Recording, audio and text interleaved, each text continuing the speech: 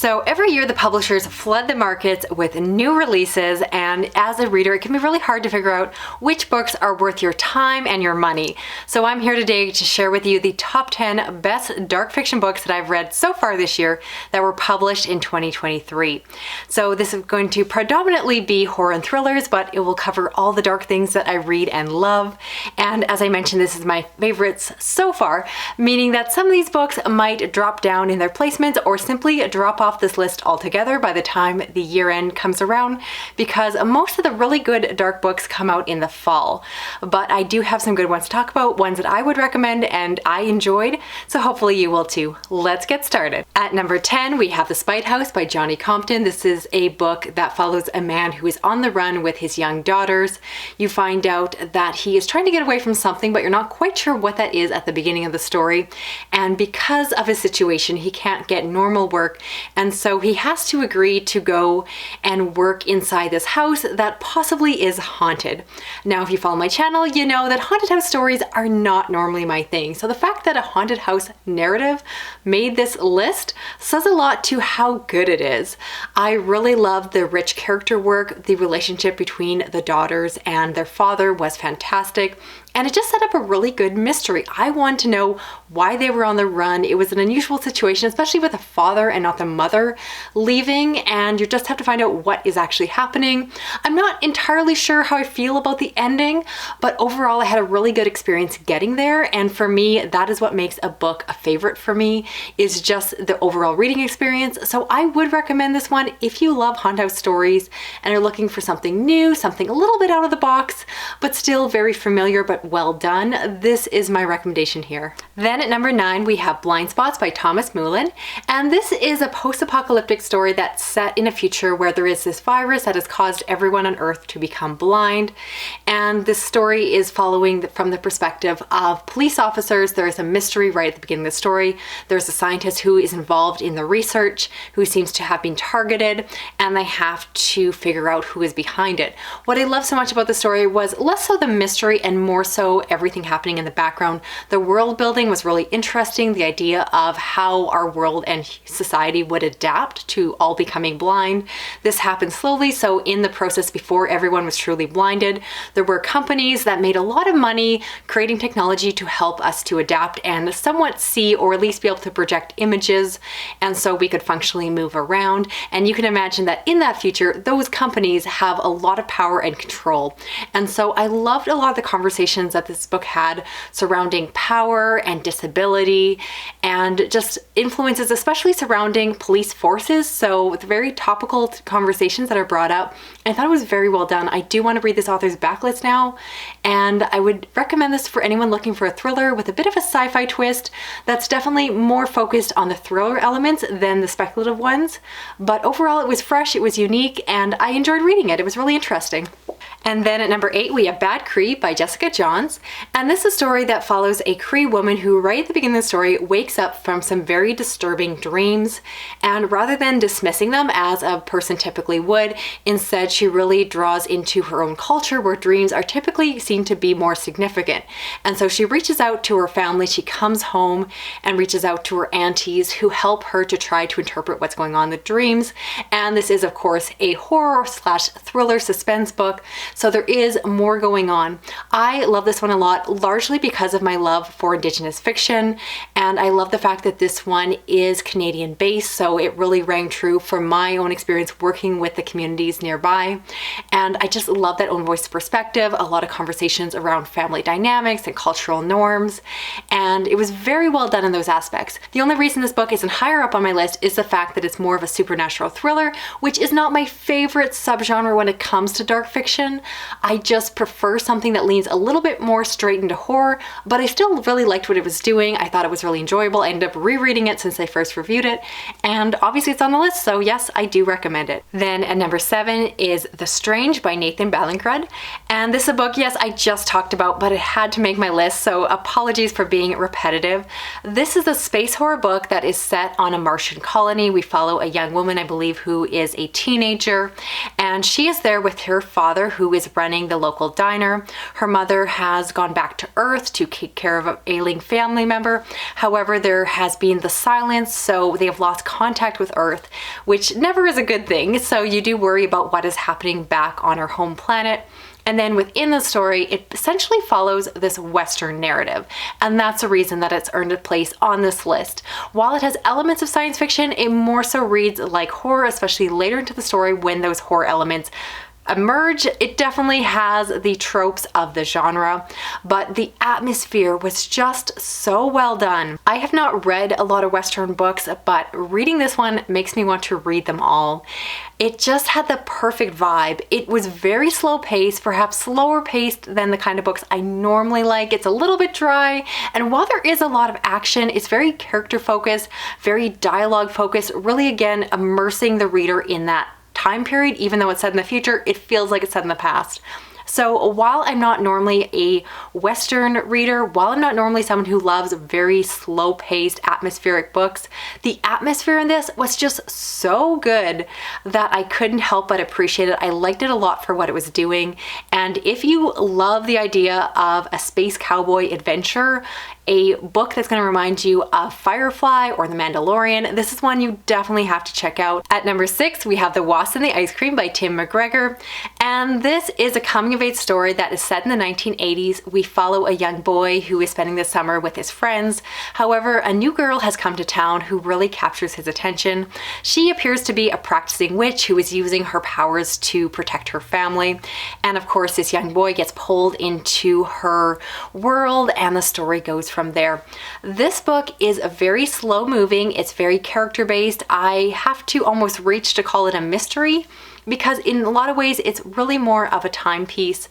And when it comes to coming of age, it's a genre or subgenre that I really enjoy, but I also admit that I've read so much of it that I tend to be very hard to please.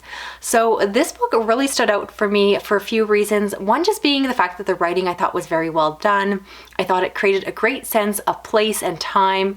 I'm not someone who loves romance in my stories, but the boy meets girl narrative was so compelling that it just made me nostalgic for a relationship I didn't have at that age. Again, most of the time I prefer more fast-paced narratives or a book with more of a hook or a plot or a climax. Instead, this one was just slow and sweet, and probably of the books on this list, perhaps not as dark as some of the other ones, but I think anyone can agree that if you love horror, you have a great appreciation for coming of age, so it kind of still fits within this video. Do recommend it. I obviously loved it a lot, and I hope that you will too. Then at number 5, we have The Salt Grows Heavy by Cassandra Khaw, which is a book I just talked about again. It's a horror novella that follows a mermaid who goes to the surface. She meets a prince, she has children, and it should be happily ever after. But perhaps the mermaid is not Ariel from the Disney story that we know. Perhaps this mermaid is more of the monster that they should be, calling back to the original roots of the fairy tale. And so the story starts out with the children devouring the people, and the mermaid has to go on the run. They team up with this plague doctor, and the story goes from there. I fully admit that the story is very strange, and the story itself is not actually my favorite part about this one.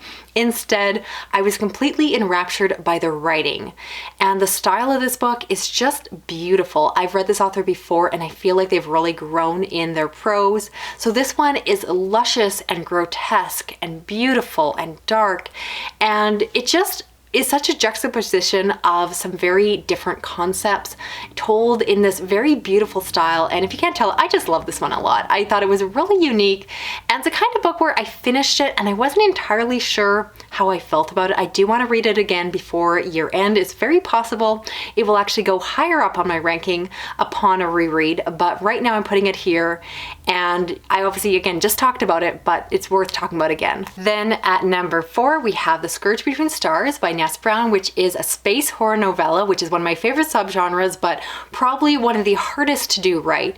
In the story, we follow a crew who is just trying to survive and get home. They've seen a lot of loss, and in their journey home, they begin to wonder if something is on their ship. Strange things start to happen, bodies start to rack up, and they have to investigate. And unlike so many other space horror books that disappoint us, this one really delivered. It was exactly what I thought it was going to be, and I mean that in the best possible way. It really delivered what readers are looking for when they ask an author or publisher to put out a new space horror book. This one has great character work. I thought the world building was well done. Again, it's only a novella length, so it's quite short. So the amount of background to the characters that was in place, as well as the background to the world, the universe, I loved how much was packed into this small package, and I enjoyed every moment. And I definitely can see myself rereading this in the future. So yes, if you're trying to get into space horror, it's a difficult genre to do right, and this author really proved what you're supposed to do and how to do it. So obviously recommend. Then at number 3, we have Death of a Dancing Queen, which is the story of a young woman who is working in a deli as her day job, but in reality, she's working as a private investigator following in the steps of her grandfather. Right at the beginning of the story, a boy or a man walks in who is trying to track down their girlfriend that has disappeared. She agrees to take the case and find out what happened. Did she disappear? Did she just ghost her boyfriend? Or did something terrible ensue? I recently reviewed this one and compared it to Veronica Mars, so once again, I want to make that comparison, but this book completely stands up on its own. I just have a huge soft spot for any kind of amateur detective, which is what this book is, and so definitely I enjoyed just a smart, witty young woman who doesn't actually have any authority in terms of being a police officer, actually having to go around and try to solve this case. And then, as I said before, the case itself is very compelling.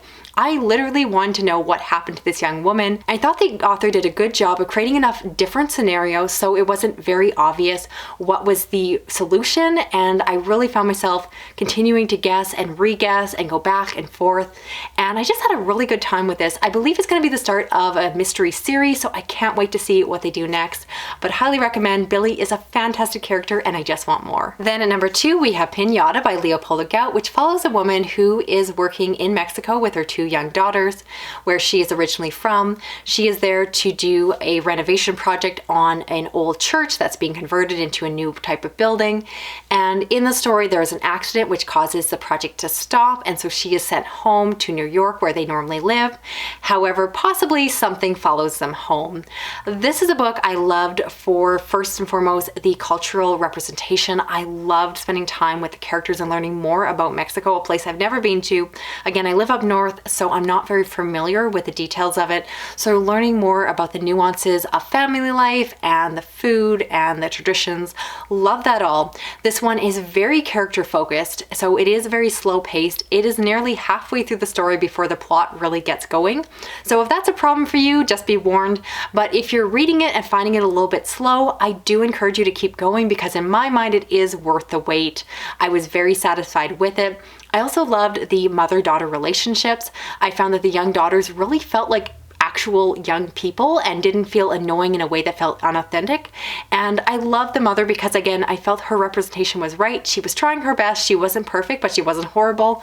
And I really loved everything that was being built. Then in the second half, we pull into some of my favorite horror tropes, which you can probably guess, but I'm not going to say here. And I really loved the climax, the build. I thought the ending was really exciting. And again, while it was a long way to get there, I thought it was very satisfying once we got to the final act. And so I really love this one. I hope you will check it out if you're interested in reading Mexican-inspired horror. Finally, at the number 1 spot, we have Chlorine by Jade Sung, which is a dark and cutting, twisty, coming-of-age story that follows a woman who is involved in competitive swimming. And within the story, it almost reads like a slice of life, where you see her dealing with the world of competitive swimming, along with dealing with her immigrant parents. And then you also see her navigating both romantic as well as friendly or familiar relationships with other people. And so within the story, you follow her through all these things as she tries to grow up and become a woman. And then within the story, it's very literary in nature. So there's this aspect where she compares herself to a mermaid.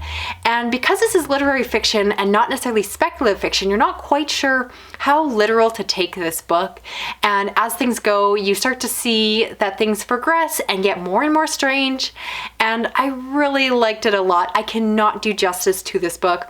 I have tried to record this clip so many times and I keep going back to re-record because I'm just not happy with how I'm trying to express this book, because it's dark and twisty with the most beautiful prose, but it's so different than the books I normally read. It's not really horror, it's not really a thriller, but if you want a dark, twisty tale that is very biting and unusual and will stick with you for a really long time, this is that story. I love it so much and I can't possibly express my feelings online, on camera, and it's so frustrating. Just go read the book and experience it for yourself. So that's it for this video here. I'd love to know of the books I talked about, which ones are you planning on checking out? And also please let me know what is your favorite dark book that was published this year. If I haven't read it yet, I will definitely try to check it out before year end. And so I hope you do stick around and subscribe, because yes, in December, I'm going to be coming back with my best of the year list. And again, some of these books will make the final list, some may not. We shall see. And if you want to help me out with this video here, you can give me a thumbs up, share it around online, drop a comment, even if it's just a mermaid. And if you want to hit that little notification bell, you'll never miss a video from me. Thanks so much for watching. I'll talk to you again soon. Okay, bye-bye.